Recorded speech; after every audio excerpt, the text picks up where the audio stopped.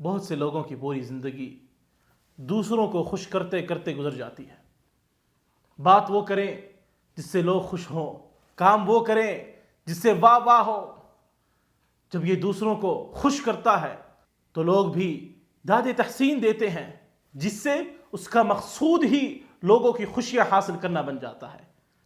اب وہ لوگوں کے برے کام پہ انہیں روک نہیں سکتا. اسی لیے سلف میں سے کسی نے فرمایا وَاعْلَمْ أَنَّ أَكْثَرَ النَّاسِ إِنَّمَا هَلَكُوا لِخَوْفِ مَذَمَّةِ النَّاسِ وَحُبِّ مَدْحِهِمْ فَمَنِ الْتَمَسَ رِضَى اللَّهِ بِسَخَطِ النَّاسِ كَفَاهُ اللَّهُ النَّاسِ. اکثر لوگ اس لیے ہلاک ہوئے کہ وہ لوگوں کی مذمت سے ڈرتے تھے اور ان کی تعریف سے محبت رکھتے تھے. جو شخص اللہ کی رضا کے لیے لوگوں کو ناراض کرتا ہے اللہ اسے لوگوں کے شر سے بچاتا ہے.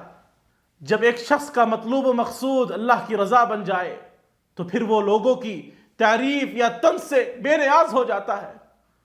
اسے اندازہ ہوتا ہے کہ میں یہ بات کروں گا تو کچھ لوگوں کو تکلیف محسوس ہوگی اور زبان درازی اور طعن زنی کی جائے گی. لیکن وہ پھر بھی بولتے ہیں کہ ان کی نگاہ اپنے رب سے بدلہ اور اجر لینے کی طرف اٹھتی ہے. وہ اچھے انداز میں اور حکمت کے ساتھ بات کرتے ہیں چاہے نتیجتاً کچھ بھی ہو. پھر جب ایک بندہ اس سخت ترین ماحول سے گزرتا ہے تو اللہ تعالیٰ کو اپنے بہت قریب پاتا ہے جو اسے لوگوں کی شرارتوں اور شر سے بچا لیتا ہے.